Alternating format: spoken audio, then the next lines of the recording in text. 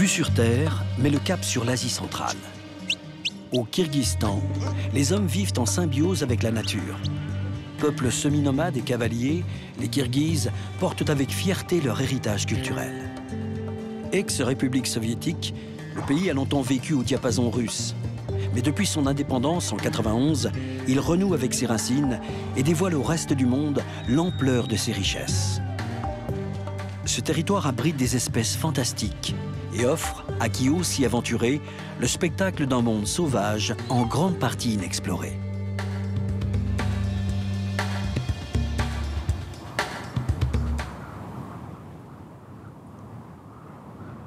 Les montagnes ont protégé et façonné la culture et les traditions du pays.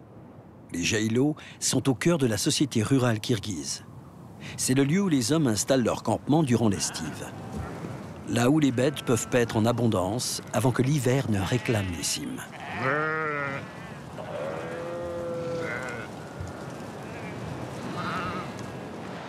Dans la vallée de Ters, à l'ouest du pays, 13 familles d'éleveurs se partagent le jaïlo, perché à 2600 mètres d'altitude.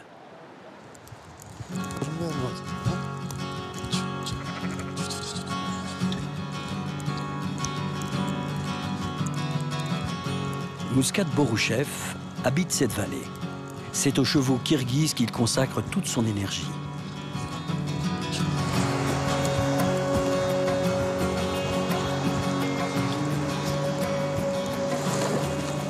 Ici, le cheval a un statut à part. Le proverbe dit « Les chevaux sont les ailes de l'homme ».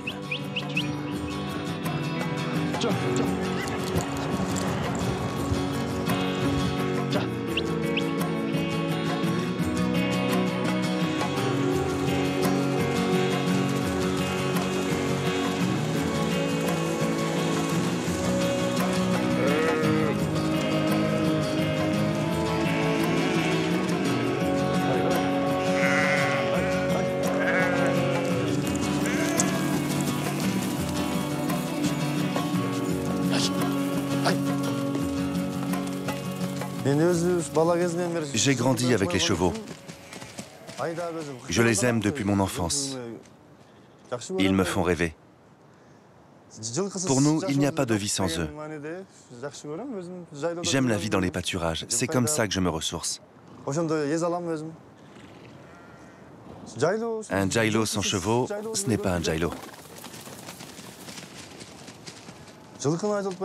Mes chevaux, je les aime. Donc, j'essaie de leur trouver les meilleurs endroits. Quand ils vont bien, moi aussi je vais bien. Chacun trouve un plaisir différent à faire paître ses animaux. Pour moi, c'est un moment où je m'abandonne à rêver.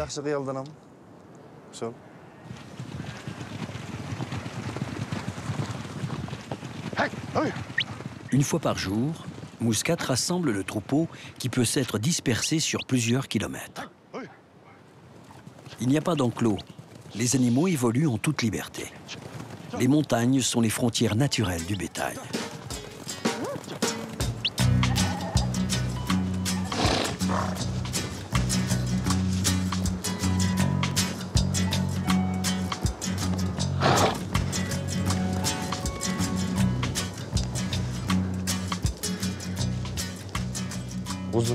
Tiens-le par le bas.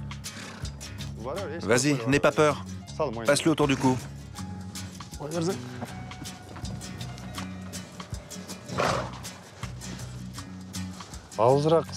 Si on l'éloigne de son poulain, elle risque de nous donner des coups.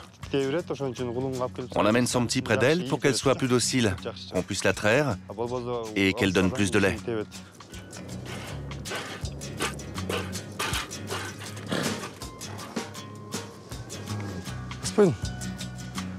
Le koumis est la boisson nationale kirghize. Boroul, la femme de Muscat, se charge de sa fabrication.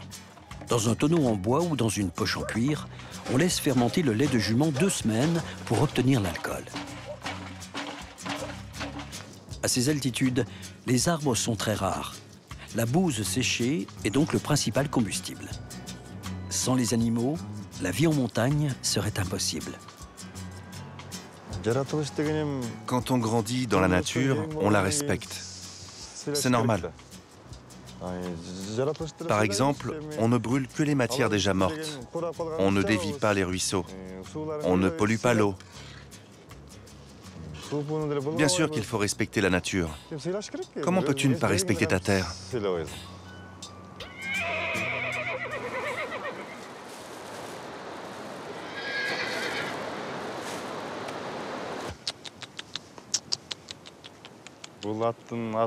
Ce cheval s'appelle la beauté mouchetée. C'est un tcharat, le cheval tacheté originel kirghize. Il a des bonnes caractéristiques. Il est bien adapté aux montagnes. Il a de meilleurs sabots que les chevaux russes et il supporte mieux l'hiver dehors dans les pâturages. C'est la marque kirghize. C'est une bonne bête.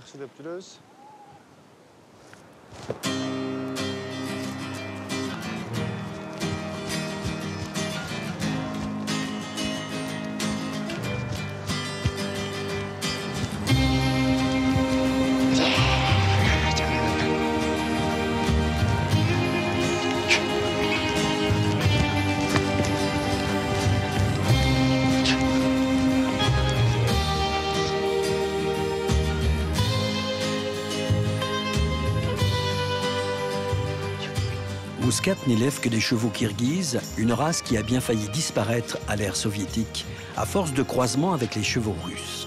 Il a décidé de faire renaître et connaître au reste du monde les singularités de ce cheval robuste. Depuis 2009, il concentre ses efforts sur le cheval tacheté, en kirghize, le tcharat.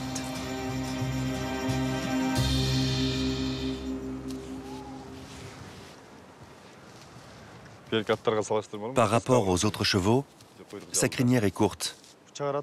L'autre particularité des tcharats, ce sont les taches roses au niveau du museau et le blanc au fond des yeux. Ce sont des signes distinctifs. Ses yeux ressemblent à ceux de l'homme. Il se comporte comme un être humain. Il est docile, intelligent. Il a plein de qualités. C'est plus qu'un ami. C'est comme si c'était l'être humain le plus proche de moi. Ce n'est qu'un cheval, mais il a plus de qualités qu'un homme. Une fois par semaine, durant l'estive, tous les hommes de la vallée se réunissent. Pour rien au monde, il ne manquerait un match de coq-boru. Pour la dernière rencontre de la saison, c'est Muscat qui invite. Une bête est sacrifiée pour l'occasion.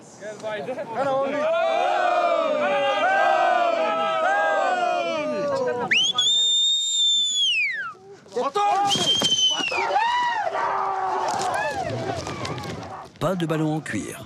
On utilise la carcasse de la chèvre qui pèse entre 25 et 50 kilos. 2 équipes, 2 buts. Pour marquer un essai, il faut déposer la carcasse sur le but adverse.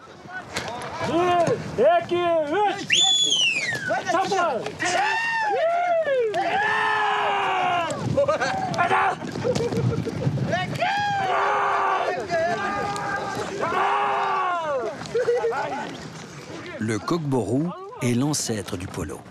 En Asie centrale, on y joue depuis plus de 2500 ans. Il serait le plus ancien des sports d'équipe. Ce jeu nomade est devenu sport national et fait la fierté de ce peuple.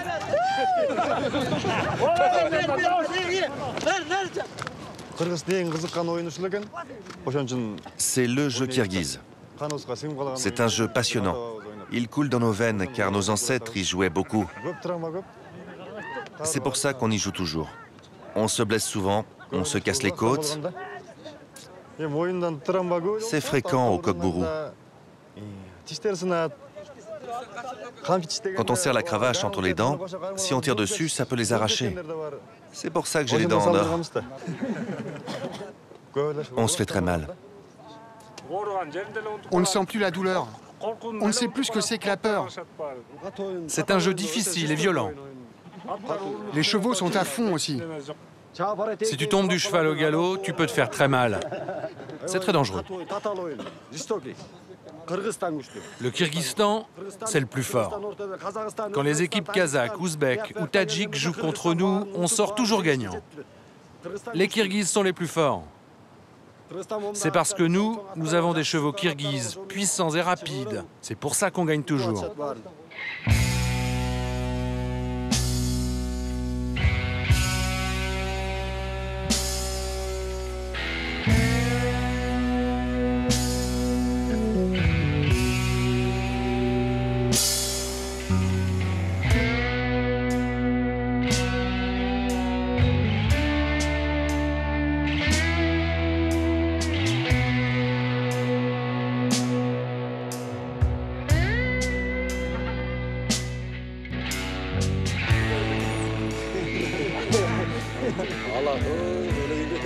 On ne gaspille pas au Kirghizistan.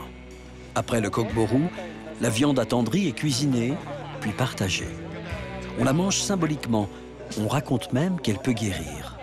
C'est le dernier repas de voisinage avant la transhumance d'hiver. Muscat, je te souhaite un bon départ du Jailo avec ta famille. Merci pour ce repas.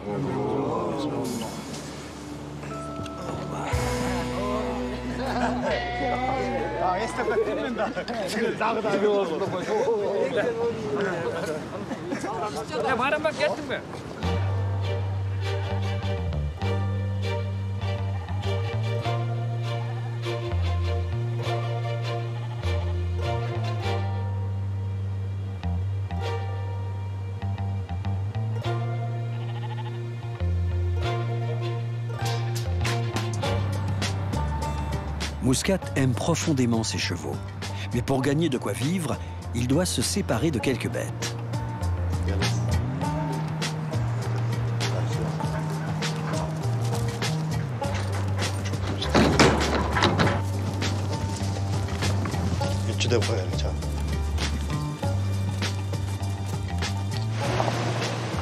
Ces jours de marché à la ville la plus proche. Pour ces poulains de 3 ans, c'est la première sortie hors du troupeau.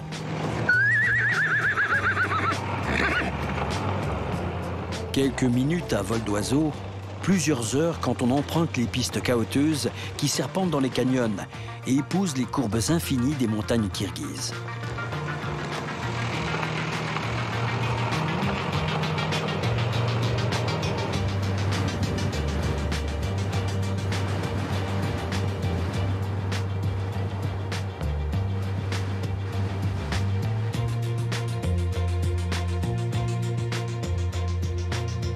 Muscat se rend non loin du lac de Toktogul, au village du même nom.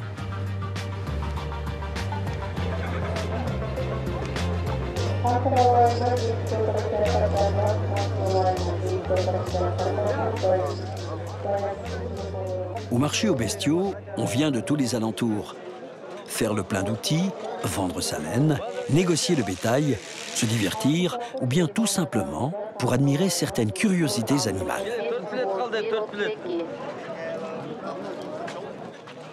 Combien t'en veux? 55.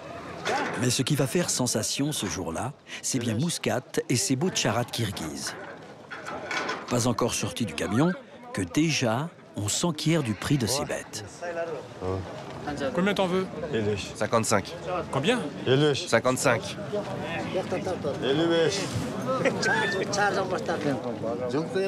C'est un cheval top classe.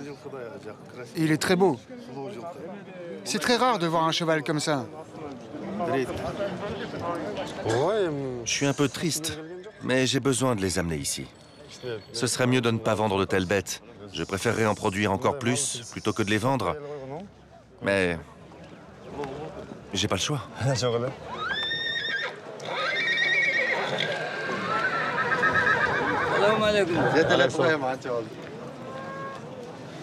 Ils sont à toi, ces tcharats? Oui.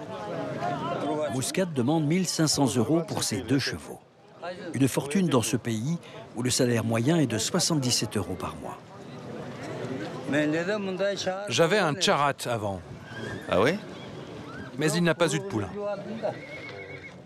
À l'époque, j'en avais vu un dans une ferme d'État. Je les avais suppliés de me le vendre pour le prix de 2 chevaux. Maintenant, je n'en ai plus. Combien tu demandes? 110 les deux. 110? Tu baisses un peu ou pas? Faites une offre? Tu es d'accord pour 50? Non, Baisse un peu. non, je peux pas. Et 51? 51? Non, non, c'est pas possible. On ne va pas pinailler, alors pour 52, donne ta main.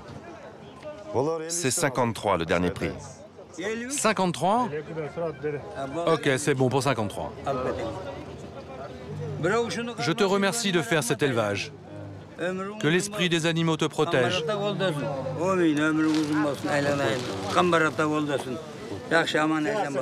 Allons-y.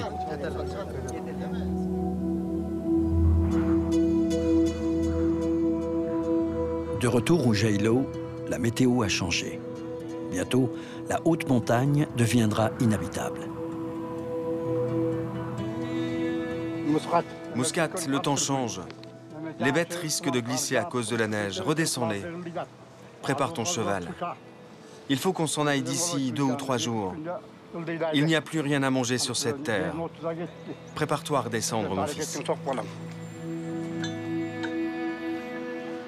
Dans la tradition kirghize, le fils cadet est le seul héritier.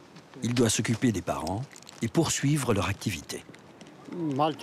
J'ai hérité de l'élevage de mon père. Aujourd'hui, c'est mon fils qui a pris le relais. On est libre d'avoir autant de bêtes que l'on veut. Mais à l'époque soviétique, on avait le droit de posséder au maximum un cheval, une vache et 10 moutons.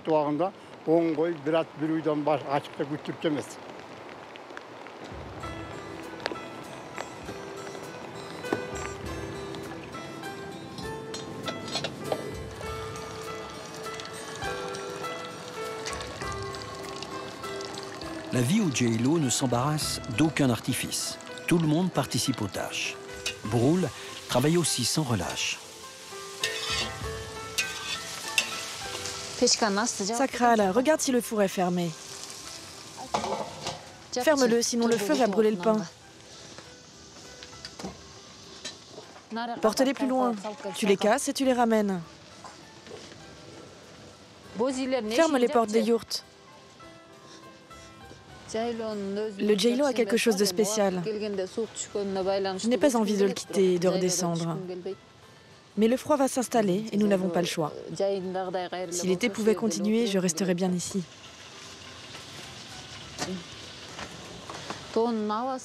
L'air est pur dans les montagnes. On ne mange que des choses saines. L'air est plus pur ici que dans les villes. J'aimerais bien que rien ne change ici.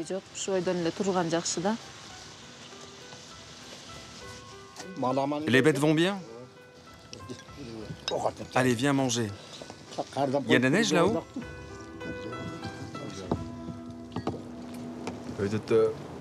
Là-haut, il neige, il y a du brouillard. J'ai eu du mal à trouver les bêtes. Il ne reste plus qu'un éleveur là-haut. Lui aussi va redescendre dans 2 ou 3 jours. Il est temps qu'on déménage aussi. Si on reste, il va neiger et nos bêtes vont glisser. Il fait trop froid. On doit partir. Le temps de la transhumance vers des altitudes plus clémentes est arrivé. Bientôt, il ne restera aucune trace des 5 mois passés au Jaïlo.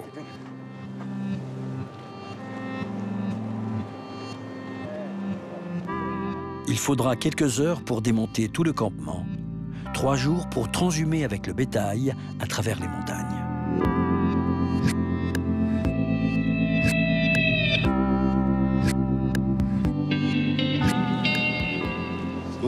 Ça, c'est le Tunduk, le toit de la yourte kirghize. Pour nous, c'est le symbole de bonnes choses, de l'amitié et de la paix. C'est la chose la plus noble chez nous. Pour nous, c'est sacré.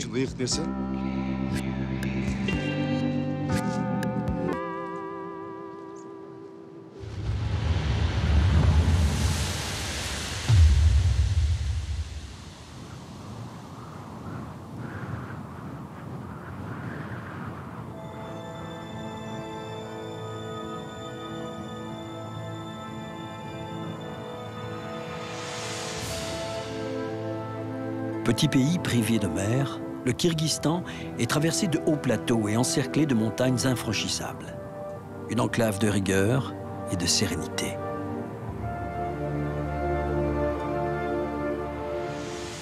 Les Tian Shan, littéralement les monts célestes, culminent à plus de 7400 mètres d'altitude. Bienvenue au royaume des cimes infinies.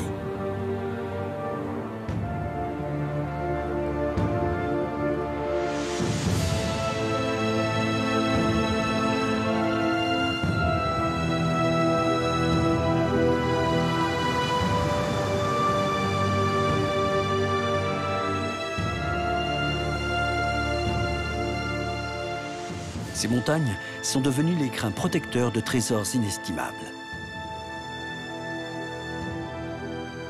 Parmi ces joyaux, le lac Disi coule, de 182 km de large. Les fauconniers entraînent leurs aigles à chasser sur les rivages de ce lac aux allures de mer intérieure. Bastien Chay a été séduit par ce paradis des rapaces. Depuis que je suis petit, moi je suis passionné par les oiseaux. Ça a surtout pris de l'importance quand j'avais 14 ans. Et à côté du Oriol, le village où j'habitais, il y avait un couple d'aigles de Bonelli qui nichaient. Et donc j'ai commencé à les observer au début tout seul. Et ensuite j'ai pu un peu travailler sur des missions sur l'étude des aigles de Bonelli. Et ensuite je suis venu au Kyrgyzstan en 2009-2010 également pour faire une étude sur l'aigle royal. Donc voilà, je suis passionné par la nature et plus spécialement sur les grands rapaces depuis longtemps. Bastien est arrivé pour la première fois au Kyrgyzstan il y a 9 ans. Ornithologue et naturaliste, il est tombé amoureux de ce pays où les hommes entretiennent une étroite relation avec la nature.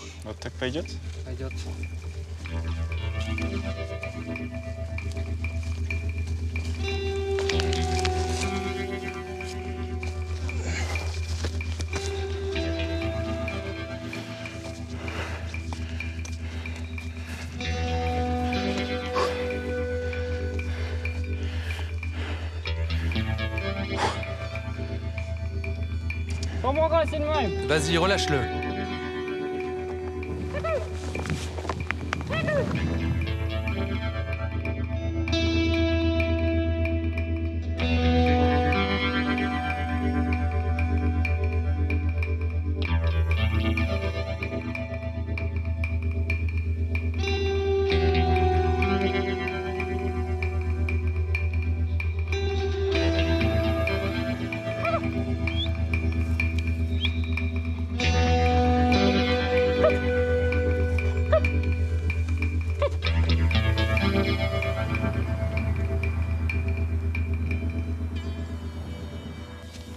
Oh, t'es belle. T'es belle.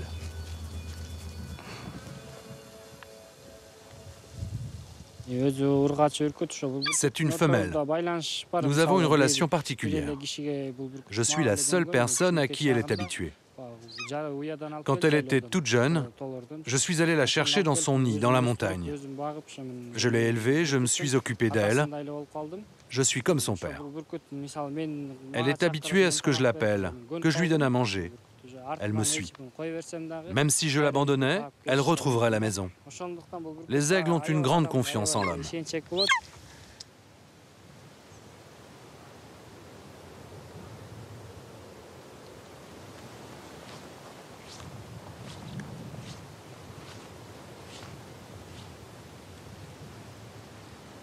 Il y a beaucoup de choses qui m'attirent au Kyrgyzstan, mais si vraiment il faut en garder qu'une, moi je dirais les grands espaces. Le fait qu'il y a encore beaucoup de steppes et de montagnes sauvages qui s'étendent à l'infini, quoi. Avoir des écosystèmes entiers qui vivent parallèlement à la présence de l'homme, et ça me fascine, quoi. J'aime bien le côté inexploré, et souvent la faune comme la panthère ou des animaux sauvages comme les mouflons ou les grands rapaces, ils vivent dans des zones comme ça qui ne sont pas encore trop explorées, où il y a encore plein de petits recoins à découvrir. Et c'est ça qui m'attire. La panthère, ou léopard des neiges, est l'animal emblématique du Kyrgyzstan. Roi des montagnes, il peut vivre jusqu'à 6000 mètres d'altitude. Donc là, en fait, c'est un rocher assez typique où les panthères pourraient marquer leur territoire. Donc il y a plusieurs façons de marquer. Avec le cou, elles frottent contre le rocher souvent. pour laisser leur odeur. Et donc des fois on trouve des poils accrochés au rocher, plus souvent le rocher est un peu poli à cet endroit-là. Ensuite il y a des marquages urinaires qu'on voit ici. Donc là aussi c'est pour laisser son odeur. Il y a des grattages au sol qui peuvent être présents, ainsi que des excréments. Donc c'est les 4 façons principales qu'elle a pour marquer son territoire. Le piège photo est un outil indispensable pour l'étude du léopard des neiges, en grand danger d'extinction. C'est l'un des animaux les plus difficiles à observer au monde. Être naturaliste demande beaucoup de passion et surtout de patience. En 9 ans, Bastien n'a pu apercevoir qu'une seule fois le prédateur dans son milieu naturel.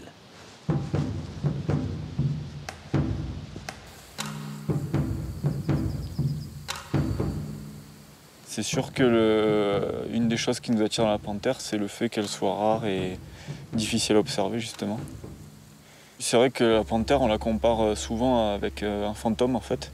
C'est un peu le fantôme des montagnes. On voit de temps en temps des traces, des excréments, des grattages. Et elle passe sur les pièges photos, on sait qu'elle est là, mais c'est un fantôme un peu, oui.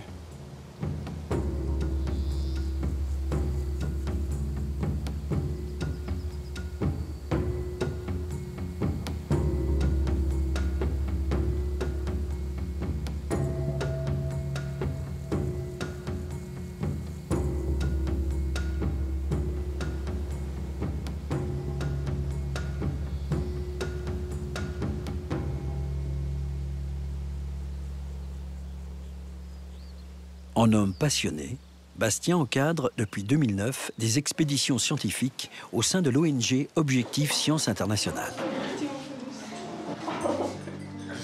Pour éveiller les jeunes Kirghizes aux questions environnementales, l'organisme finance des missions avec les jeunes pensionnaires de l'orphelinat de Karakol qui ont perdu le contact avec le monde sauvage. Les prochains jours, ce sera école buissonnière pour Beka, 16 ans, Sacha, 13 ans et Zarina, 15 ans.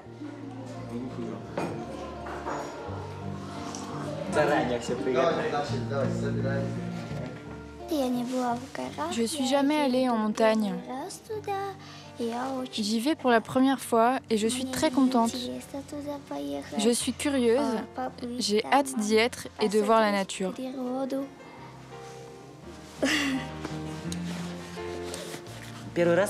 Comme c'est leur première fois, elles ne connaissent pas encore.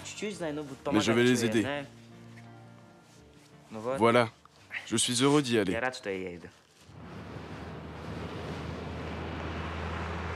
Direction la réserve de Sarichat Ertash, immense territoire protégé de 1500 km², non loin de la frontière chinoise. Le but, c'est un peu de les sensibiliser à la nature qu'ils ont au Kyrgyzstan, qu'ils passent des bons moments dans la montagne, savoir ce que c'est une réserve, pourquoi il faut protéger la nature au Kyrgyzstan et qu'ils prennent conscience des richesses qu'ils ont dans leur pays, quoi.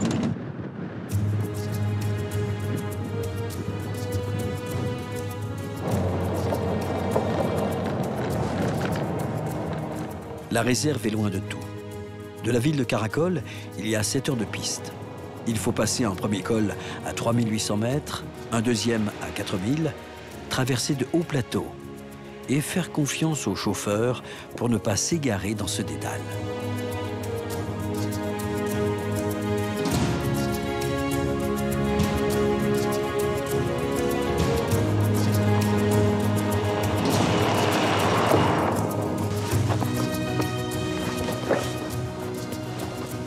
Les expéditions baptisées Panthera durent 10 jours.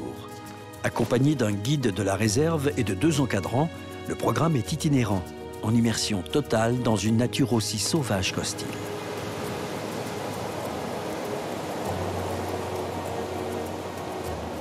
Souvent, les gens qui habitent à Karakol ou même dans les villages vont très peu en montagne, alors que parfois c'est juste à 20 km de chez eux ou même 10 km. Donc là, des fois, c'est surprenant de s'apercevoir qu'ils étaient jamais montés à cheval, par exemple, qu'ils n'avaient pas forcément observé souvent des lièvres ou des marmottes, alors que la ville de Karakol est vraiment collée à la montagne. Donc c'est l'occasion de leur montrer tout ça et qu'ils s'attachent un peu à ces paysages pour peut-être plus tard avoir envie de les préserver.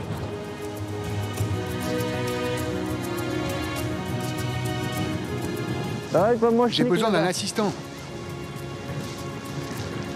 Première expérience de bivouac pour les enfants à 4000 mètres d'altitude.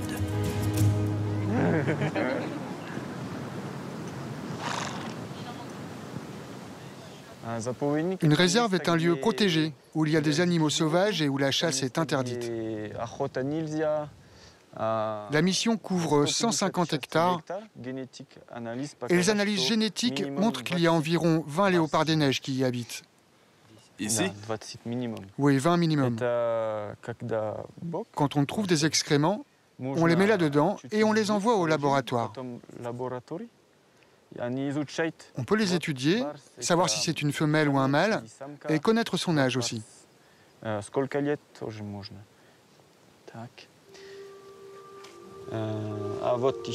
Voilà ce que je ne vous ai pas encore montré. Vous voulez voir?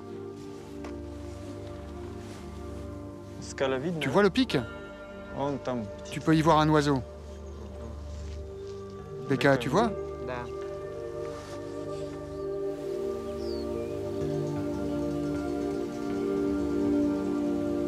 Personnellement, moi, emmener les enfants en montagne comme on l'a fait durant ces expés, ça me permet de transmettre ma passion et comme des gens l'ont fait quand j'avais leur âge.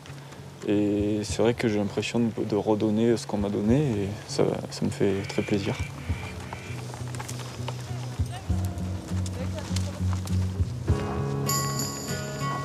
La mission du jour n'est pas simple. L'équipe doit récupérer un piège photo posé sur une crête lors d'une précédente expédition. À 4500 mètres d'altitude, le froid et le mal des montagnes affectent les hommes autant que les chevaux. L'air est rare et les conditions sont difficiles, mais ne découragent pas ces enfants avides de connaissances et d'aventures.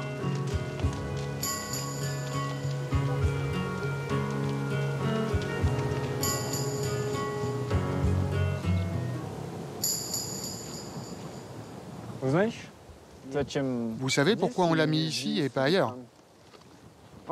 C'est parce que les animaux passent souvent à cet endroit. Oui. Vous voyez ce petit chemin? Les mouflons et les léopards aiment bien se promener sur les crêtes comme celle-ci, où l'on peut voir des deux côtés. D'ici, les mouflons peuvent guetter les loups aux alentours. Du coup, c'est la route des animaux? Oui, c'est ça. Sacha, tu peux le tenir pour qu'il ne tombe pas?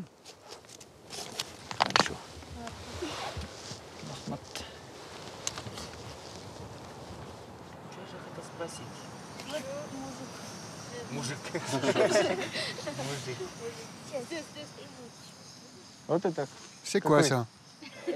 Ça, je connais. C'est un grand mâle argali. Moi, j'ai vu une femelle. Il y en a beaucoup, hein? 16, 17. Il y a des mâles et des femelles. Tu veux montrer à Sacha? Ah, ça.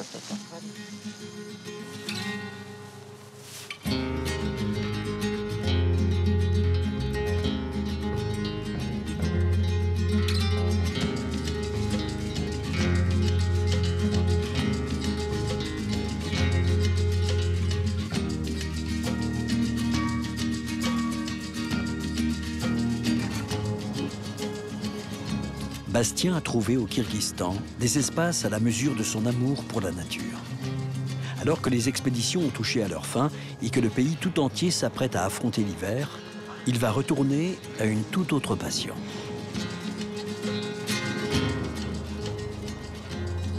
Actuellement, j'ai ma vie partagée entre la France et le Kyrgyzstan, donc je passe de mai à octobre au Kyrgyzstan. Ensuite, de novembre à avril, je suis berger dans le sud de la France, donc en brebis mérinos. Donc voilà, moi ma passion c'est les animaux sauvages autant que domestiques et les grands espaces. Donc voilà, moi ce que j'aime c'est pouvoir concilier le pastoralisme et les grands espaces, la nature sauvage.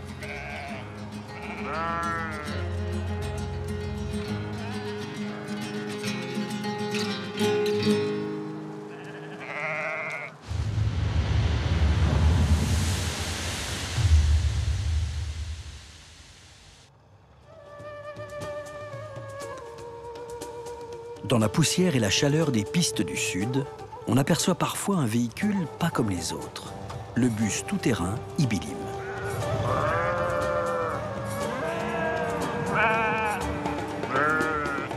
À son bord, Ilyas Hussenov et Kuban Moïdinov, deux compères toujours motivés.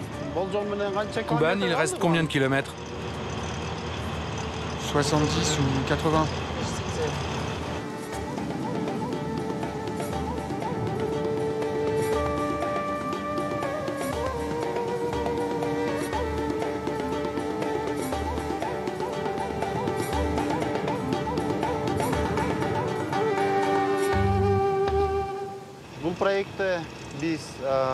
Avec ce projet, chaque mois, on passe à peu près 15 jours sur la route. Il y a 15 villages pilotes et on s'arrête dans chaque village. Pour faire notre tournée, il ne nous faut pas moins de 3 semaines de travail.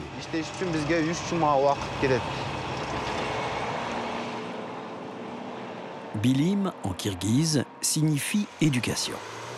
Ibilim est une bibliothèque nomade qui a pour mission d'informer et d'éduquer les communautés les plus isolées de la région de Narine.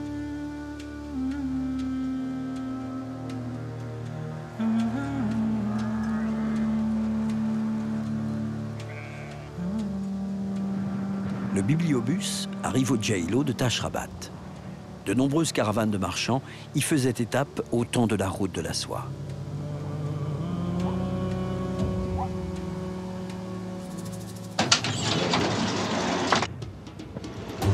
En véritables déménageurs, Ilyas et Kuban répètent inlassablement les mêmes gestes et exposent leur humble trésor. Quelques livres, 4 ordinateurs, un générateur et beaucoup de bienveillance.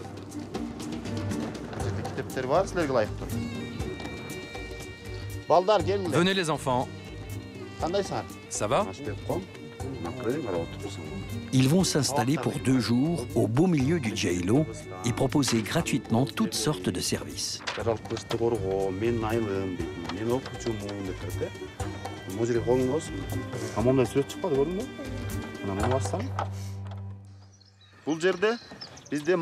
Nous avons une source d'informations très riche sur l'économie, l'agriculture, l'élevage, sur les enfants, sur l'informatique, sur les formations en général.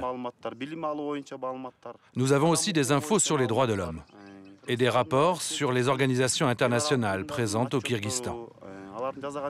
Nous couvrons toutes les matières, la biologie, la chimie, l'anglais, les maths, la géographie.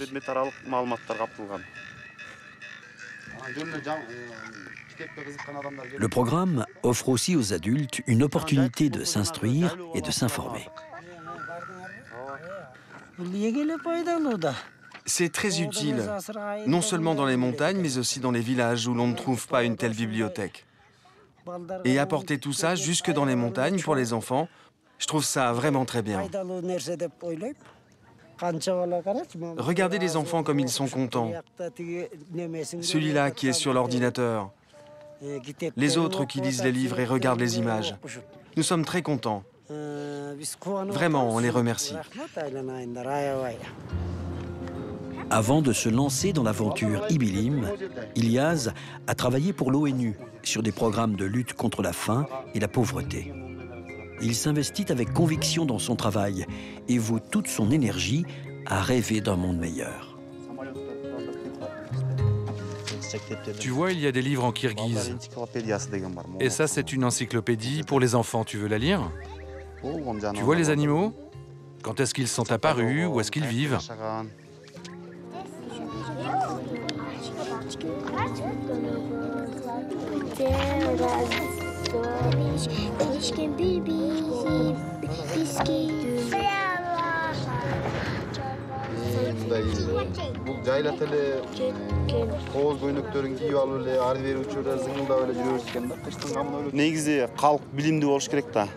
C'est important que la population soit instruite. Elle doit recevoir une éducation. Si l'être humain est éduqué, il peut obtenir beaucoup de choses dans la vie. Si nos enfants sont instruits, quand ils seront adultes, ils seront influents. Ils contribueront au développement du pays et ils le feront prospérer. Ils deviendront acteurs de la société et ils seront responsables. Les enfants, posez les livres. Je vais vous montrer un dessin animé éducatif.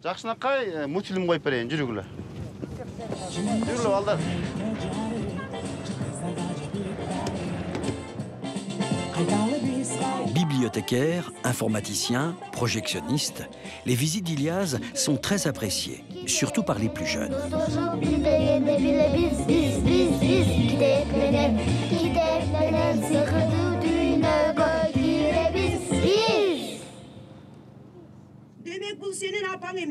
La langue kirghize a été mise de côté à l'époque soviétique. Ringardisée dans les villes où le russe s'est largement répandu, elle retrouve peu à peu ses lettres de noblesse.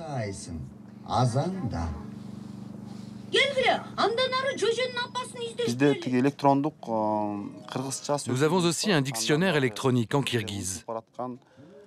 On regarde les mots anciens et on donne des définitions aux gens.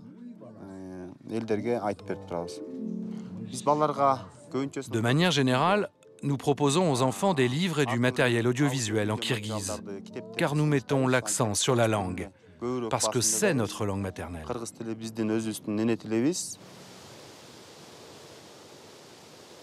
Lové dans le creux de la montagne, le caravansérail de Tashrabat est l'un des édifices en pierre les plus imposants de toute l'Asie centrale. Sur les traces des voyageurs d'antan, Ilyas et Kuban explorent ses entrailles. Il aurait été construit au Xe siècle par des moines chrétiens. La religion, portée par la route de la soie, s'est répandue jusqu'à l'Extrême-Orient.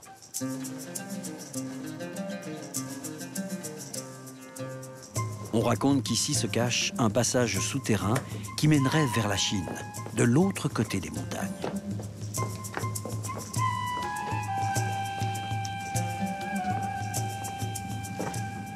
L'étrange architecture et l'isolement du lieu ont inspiré de nombreuses légendes.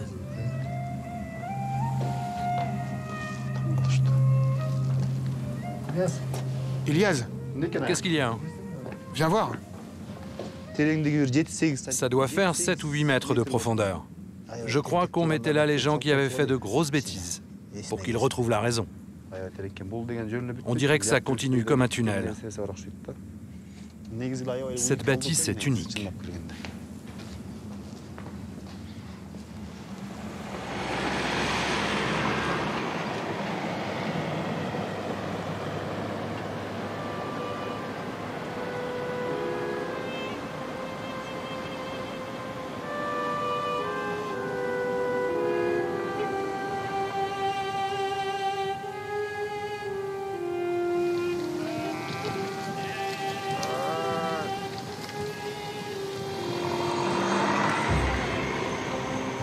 Il n'y a jamais eu une route de la soie, mais plutôt un réseau complexe de chemins, traversant les montagnes les plus hautes et les déserts les plus hostiles.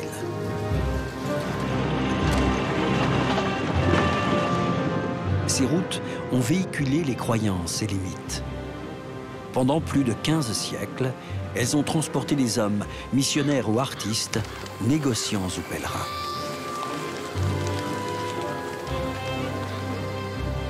L'Asie centrale était alors un véritable carrefour des civilisations.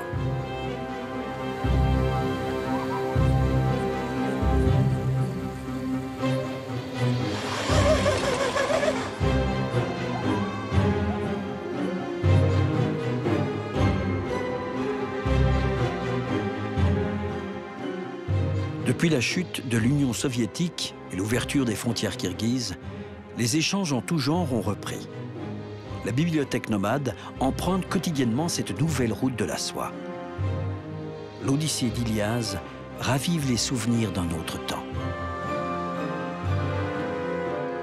Au nord de Naryn, Min Bulak, les 1000 sources en kirghize. Un petit village rural semblable à tant d'autres. Mais pour Ilyas, plus qu'une oasis de quiétude, ce village, c'est son histoire.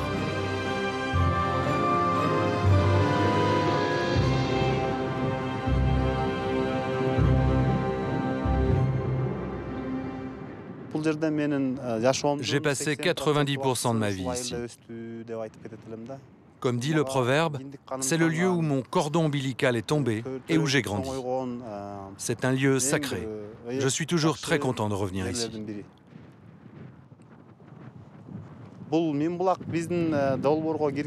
Le village de Minbulak n'était pas encore dans la tournée. Mais j'ai décidé de venir avec le projet et de l'intégrer au planning, une fois par mois.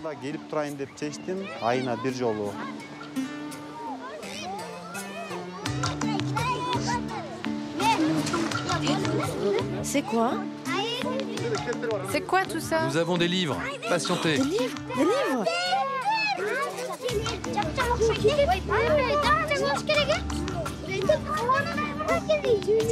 Ils ont l'air tout neufs. Il y a des super trucs. Il y a des jeux aussi? Arrêtez de tousser.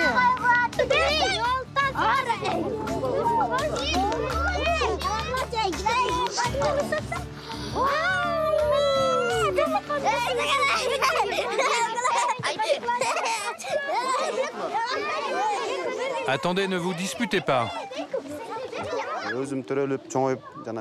J'ai grandi ici. C'est dans cette école que j'ai fait toute ma scolarité, du CP jusqu'à la terminale. Ce n'est pas une simple école pour moi, c'est beaucoup plus que ça.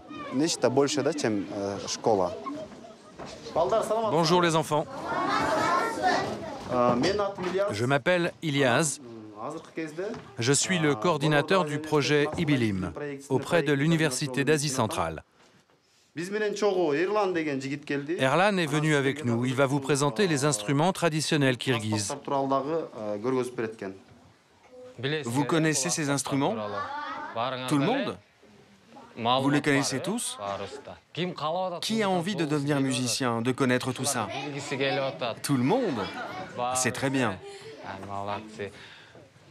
Mais jouer d'un instrument ne suffit pas. Il faut du talent pour perpétuer la tradition. Ça, c'est une guimbarde en bois. C'est un instrument très ancien.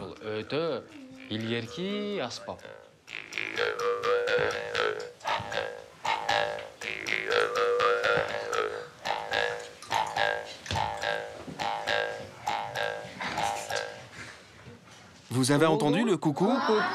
À quel moment? Oui, à la fin. Oui, coucou.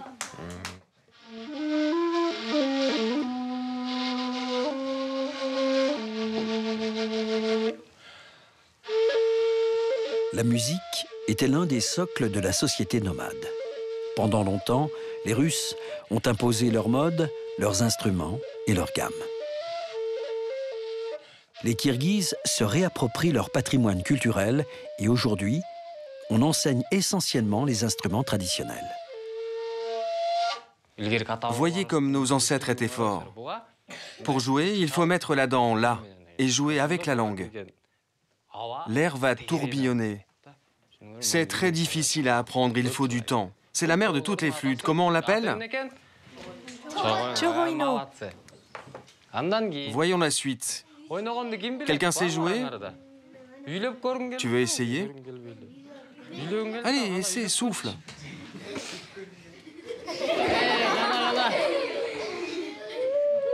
Bravo, très bien.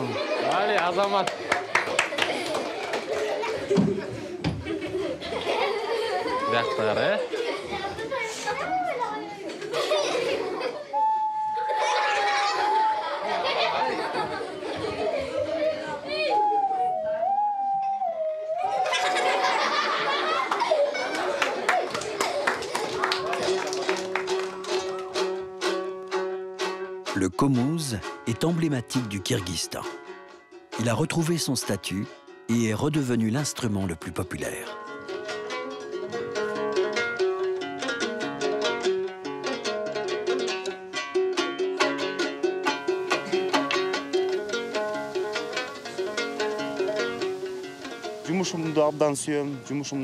J'aime beaucoup mon métier. Il me rend heureux. Même si ce n'est qu'une petite contribution, je suis fier de l'apporter dans le domaine de l'éducation.